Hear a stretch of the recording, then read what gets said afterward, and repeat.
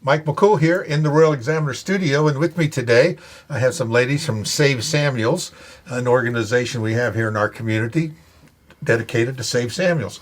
We have Rebecca Altizer with us today, and we have Samantha Good. Samantha is the president of the Save Samuels PAC, so we're going to start with you first, Samantha. We've had this group, Save Samuels, been going on here for a year or so while we're getting the battling Samuels Library with the county government. But you recently changed your name. You formed the actual Political Action Committee, a PAC. So why don't you talk about that transition and what the goal of the PAC is?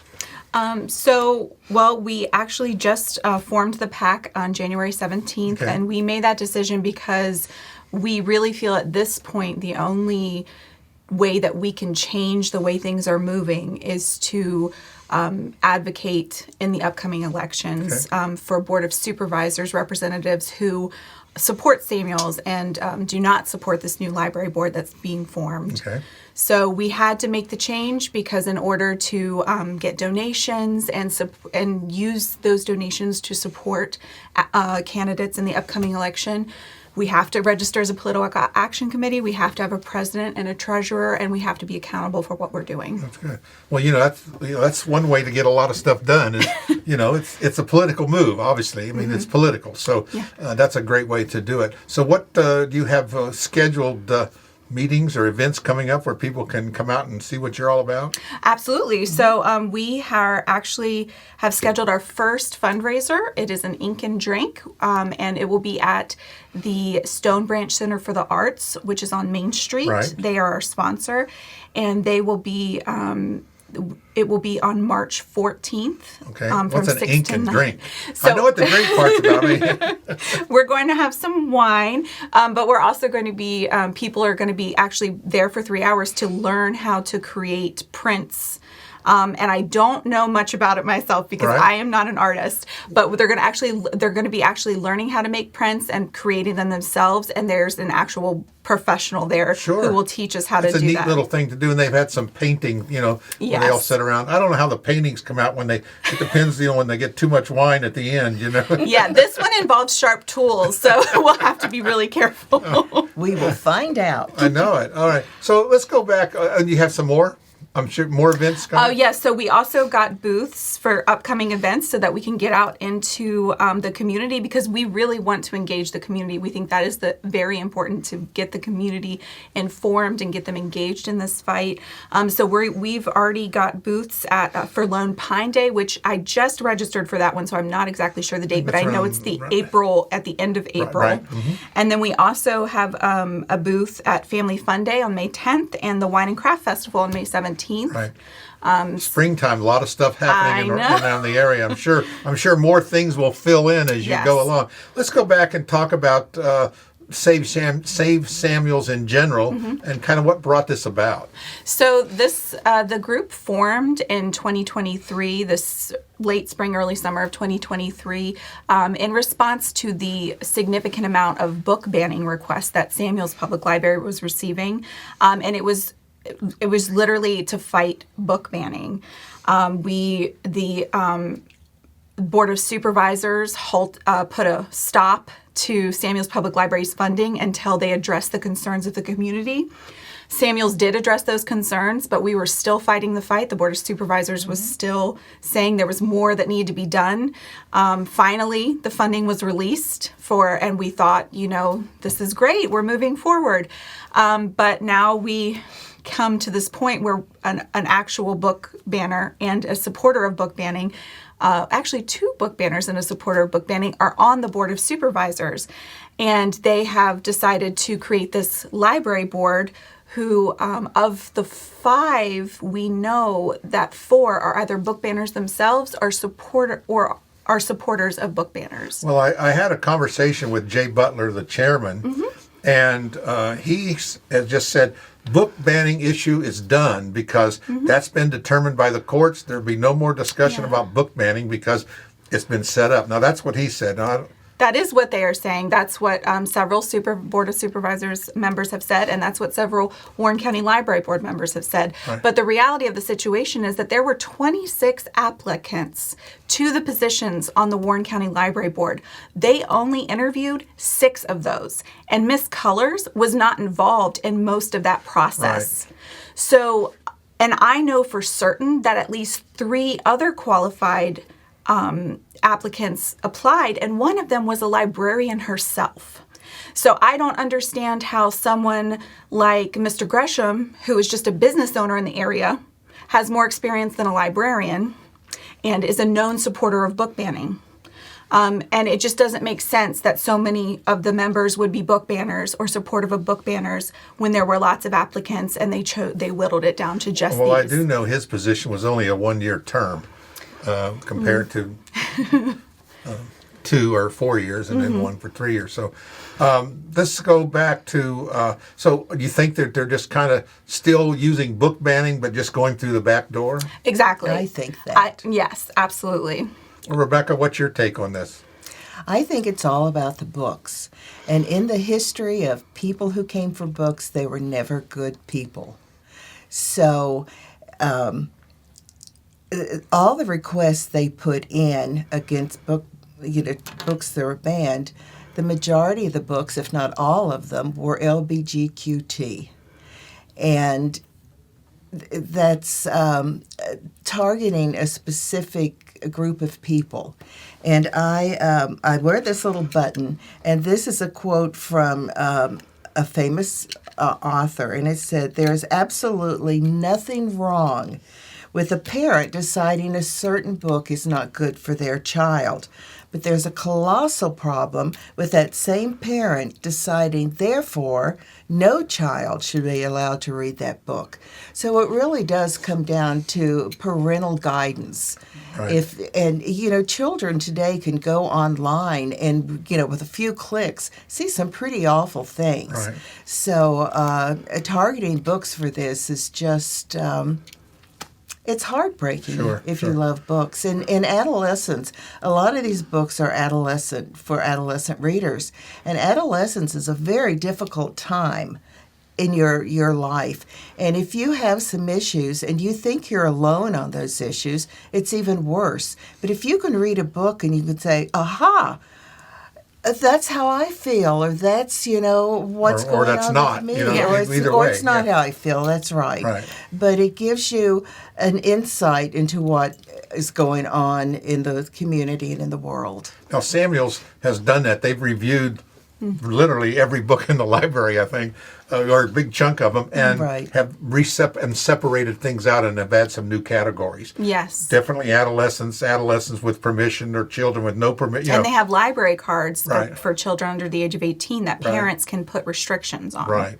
So they have made some actually significant changes. And I think the biggest thing that makes us think that it's still about the books and makes it pretty obvious that it is that they keep referring to these financial issues, but they have not actually identified any. They say it over and over again, but there's no actual evidence of any financial issues with Samuels Public Library. Right. In fact, Samuels Public Library has to participate in an independent audit every year. And all of their audits for the past 17 years are on their website, even the one from 2024. And the board itself has not completed their 2024 audit. Right. I think there's several things in the county that needs a little work too. But I think Exactly. And that's another thing. There are several things in this county that need attention. Why are we so focused on 1% of the county's budget with a agency, with a library that's doing so well? Why are they so focused on this 1% of their budget? Right. Well, how about our one library that out of 700 and some, the big library of the year. All right. Yeah, So yes, we said exactly. that. Do you know of any other organizations that the library partially funds, like what do they call that provide services to the county that they don't provide, which is the library? Do they go through the same grief? No, actually. I mean, I don't know of any other. I think there's like the Phoenix Project, the House of Hope. Yeah, There's they're not several. creating boards for them. They're letting them have their own boards. And it's the same situation on all those boards where a board of supervisor can sit on their boards as well. So, no, it makes literally no sense. They have not identified any actual issues. They've just created this board with no context. And with over with 110 citizens speaking against it at the public hearing. Right. And that's a shame because I just attended the board meeting this week and 3 citizens spoke against a short-term rental, and the Board of Supervisors engaged in discussion and agreed with them and took what they had to say into account. Right. But 110 citizens show up and their concerns are just dismissed. Well, we were at the library board meeting last night, Yes. and I noticed that you were there, and I got a comment from you. You want to extrapolate on that at all? I think it speaks volumes that they are not allowing public comments. Yes, I am aware that at the last meeting, a particular person did get heated. That person was not with our group. However, I can understand why they got heated. Yeah. It is concerning. It feels like you're attacking our library, our beloved library. Right. But I think that the fact that they're not allowing public comment just shows that the transparency that they're asserting so hard that they are going to keep is actually not really true. Because if they were willing to be transparent, then they would allow us to ask them questions, and they would be willing to answer them in a public forum as opposed to, over the telephone or just via email. Well, because that's what they expect the library to do. They don't want to take written comments from the library. Exactly. They want them to come to the meeting and give them to them. Okay, I can see your point there. Exactly. Mm-hmm. Right.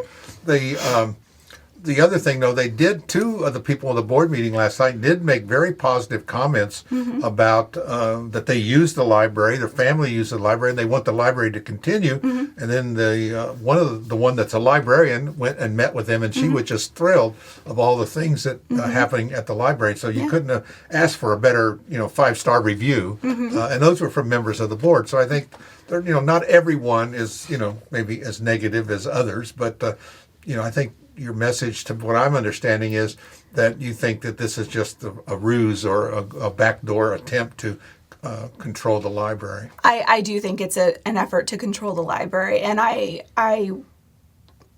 would, until I feel like your actions need to match your words. Right. They can talk all they want, but I want to see in action them supporting Samuels. And the bottom line is that Samuels as a 501c3 cannot be governed. I was just going to ask you that next. Yeah. So let's, you have some facts you can throw at me? Yes. Yes. According to the IRS, whether or not an entity could be designated as a 501c3 versus a government entity, instrumentality is what we're talking about here, specifically an instrumentality. It depends on how much governance they have from the county. Or I noticed at the last meeting, that was a big word that they were, governance. Because they allowed me to comment, right. Because they allowed me to say, hey, this isn't okay. Right. But the issue is that if Samuels were to submit a contract, because that's what they were talking about last night. They want contracts. They want specific information in a contract. Versus an MOA. If Samuels were to submit for a contract, they would have to accept the governance that the county has put forth in Chapter 7.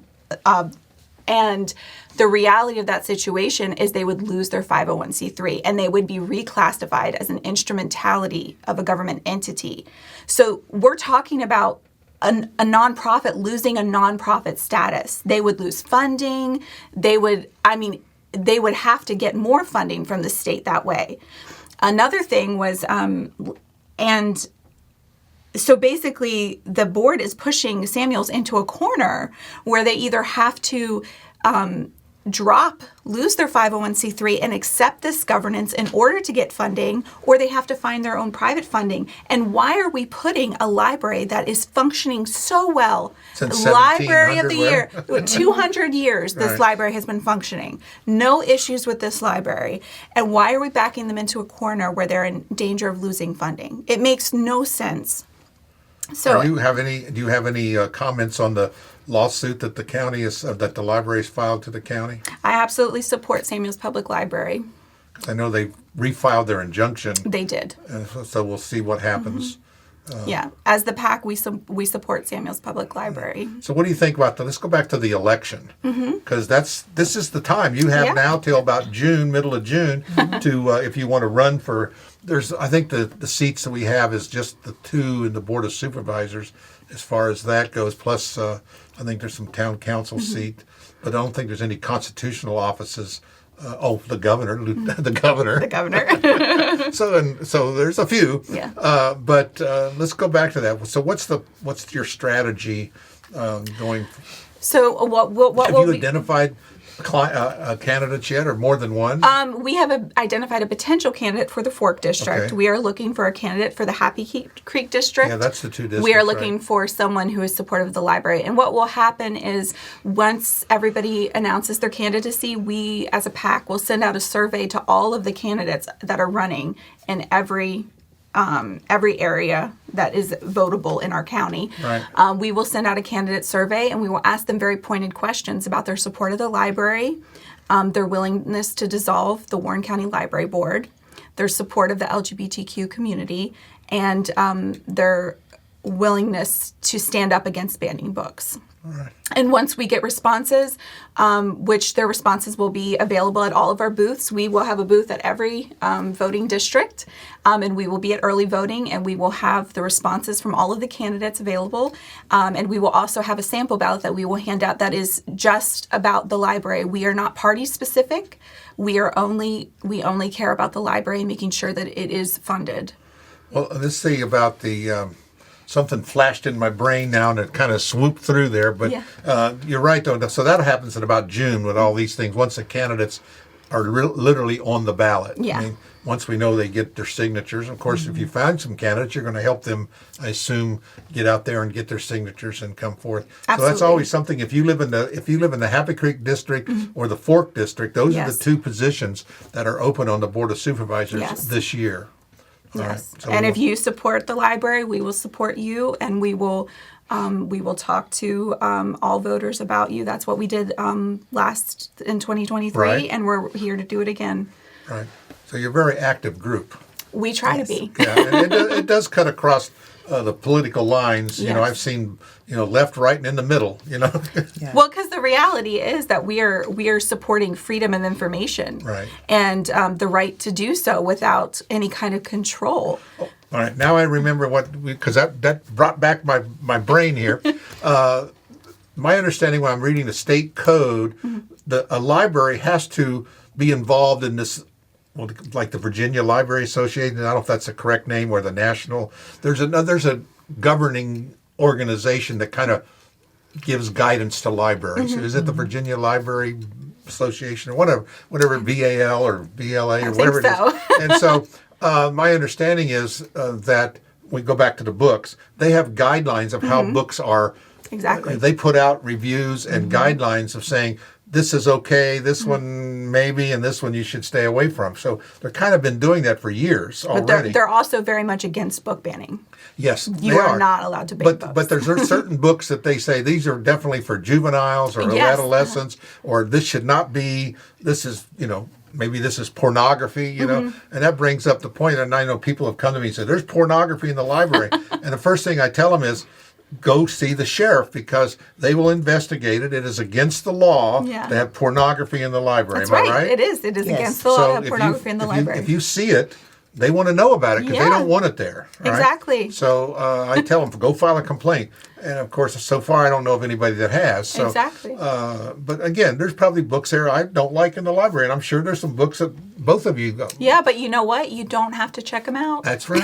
I did ask Aaron, I said, well, how many people check these books out? I said, well, before, not too many, but a whole lot here lately. Good, because the truth is that there is no pornography in the library, and Right. that those books have been placed where the library agreed. They created a whole new section in their library Right. to address the community's concerns. They had no issue. They were very responsive. Right. So the fact that people are still angry and upset is just mind-boggling, because they can walk into the library, they can look for the books that they think are in there. And I believe one of the books being quoted at the frequently at meetings for the Board of Supervisors wasn't even in our library. Right. So, I mean, it's okay to dislike a book. It's Yeah. not okay to say that no one else can read that book Right. because you dislike it. Yeah, that's like laws, you know. Yes. Yeah, I don't like that, but, you know, there it is, you know, and I have to obey it, you know. So, but it sounds like you have a busy spring coming up. Yes, absolutely. And so we want to give you an opportunity. And I think the library board president spoke to me. He wants to have a conversation with me. Mm-hmm. So we'll see how that goes. But I want to give equal time to people that are willing to come and see us, and really have the community aware of what's happening. I mean, that's the whole idea. We don't want to ban an organization because we don't necessarily agree with it. You know? Exactly. And it's, you know, so and we won't hold anything against Rebecca. She is very active, I want you to know, in a lot of organizations, and she's very passionate, and we appreciate that. But I have to say that Samantha is so organized, and the fact that she has created all this in a short period of time. Yes. She's absolutely phenomenal, and we love her and support her. And if you want to come out and support us, we would welcome any Right. of you. Well, there's that want plenty. And they can actually support us online as well. We have a Yes. website, savesamuelslibrary.com, where we accept donations. And we also have a store where you can get our lovely T-shirts and hoodies. Aren't those great T-shirts? They I look so know, neat. they Aren't are. pretty? Where'd you They're get very those? nice. I'm trying to get a plug. You know? All right, but no, but we appreciate it again, everything that you do, and we'll see you at the next library board meeting. Yep, I'll be there every You'll be time. there. I'm surprised they're doing this almost every week, Yeah. which is good. I mean, I think when you know, just first time I've been to their board meeting, and I want to give them some credit too, is I think Chairman Belk is trying to be fair and balanced as far as presenting the material. Some of the things, you know, obviously you don't agree with his, you know, love and the public comments and things, but I think they were overwhelmed with, you know, and I think it's good. They made these changes to their mission statement, et cetera. So I think that if you're going to meet every week, that takes a lot out of you. Yeah. And for something you don't even get paid for, you know what I mean? So I know. I'm doing multiple I know, meetings every week. And so you know what I'm saying. So people that, you know, and I want to give people, you know, credit that serve on these boards, including the Board of Supervisors. They do get a little stipend, but let me tell you what, they're making 50 cents an hour for the amount of work that they do put in. So, you know, people that want to serve on boards, don't be discouraged when you know, see a little pushback, because that's what it's all about. You know, we want to, you know, hey, all we really want is listen to us. Yeah. My wife always tells me I don't listen to her, you know, and I try to tell her listening and hearing are two different things, right? I hear you. Now, what you're saying is, to me, you don't listen to me. What you're saying is you didn't do what I wanted. And so I think that's something to be clear with. We have to be aware that because we speak, they may or may not do what you ask. Yes. But, you know, on the other side is I've been on many boards. Sometimes, you know, we have other information, then we got to take your information, your information. We look at it and then look at what the law allows us to do, massage it all together and make a decision. Sometimes it's not what you want. Yeah.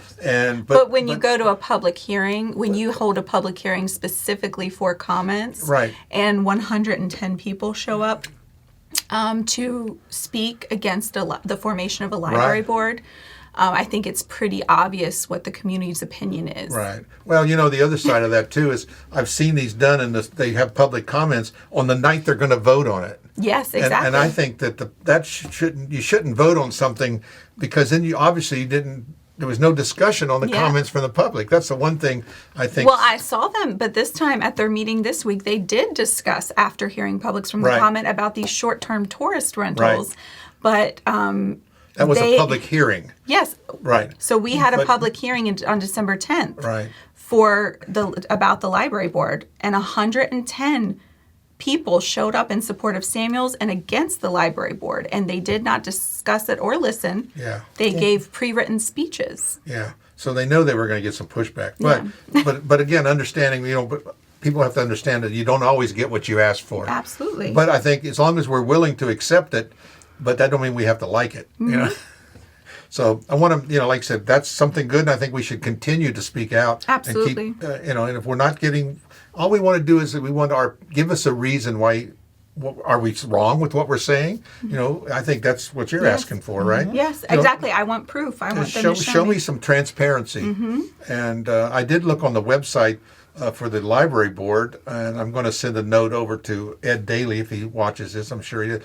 But none of the board members are listed on the website. I don't know who they are. There's no pick. Every other on the board, library board. That's correct. And there's only one email address too. Yeah.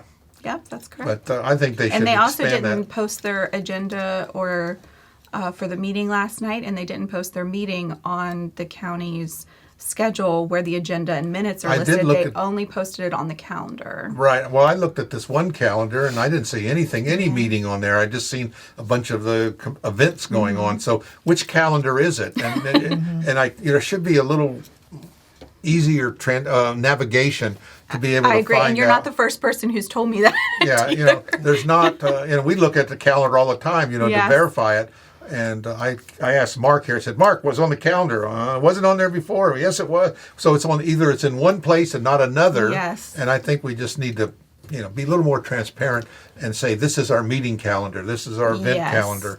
I absolutely agree. Something just a little cleaner and a little more accurate. Yeah, easier to find as Yes, well. it's easier to find. But I think I want to give, like I said, I commend people that serve on boards because it's a lot of work, especially when you get a lot of pushback from the community. You're saying, Yeah. why am I doing this? So we want to, Well, if you're not doing anything wrong, there shouldn't be any issues. well, that sounds like, People who are telling the truth don't mind being challenged because Right. they have facts to back it up. there you go. I love that. Yes. That's great. Do you agree with that, Rebecca? I absolutely Well, agree good. with So when anything she when we says. finish this, I'm going to start talking politics to her. Then we'll see what she says. No, I appreciate Rebecca. Thanks for coming in, Samantha. you, Thanks for Mike. coming in. Thank you. And we'll get together here as the election season progresses, and you've absolutely. identified some candidates. Then we'll get them in here and we'll talk to them and we'll find out great. more about them, because I think the more public knows about the candidates, they can make a better informed decision. Exactly. Because I am, just so you'll know, I'll go on the record, I am definitely against political parties endorsing our partisan positions.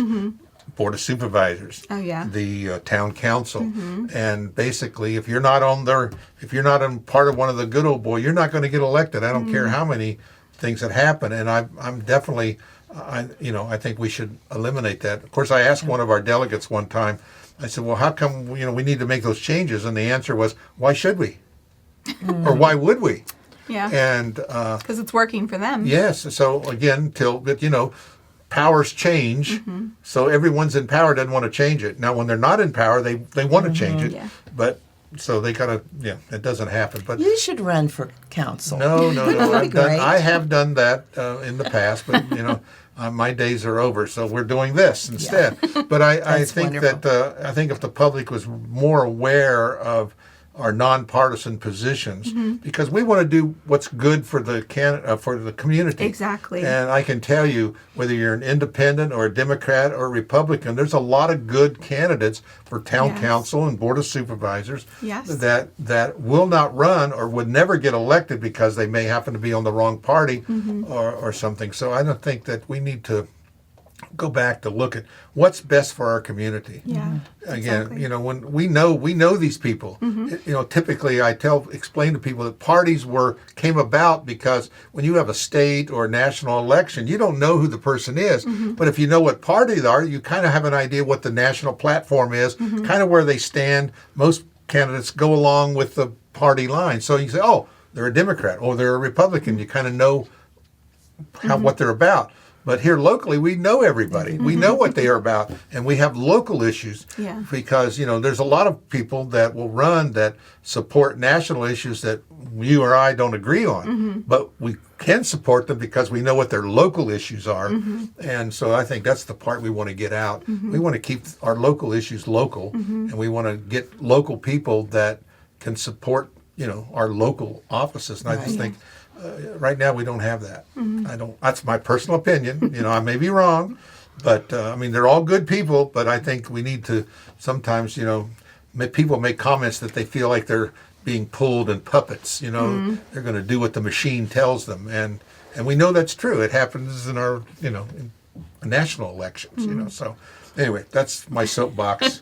But hopefully we can, spread that news. And Yes, absolutely. And I want a lot of people to run. Yes. From even if you're on the machine side, that's okay. Run because maybe you're.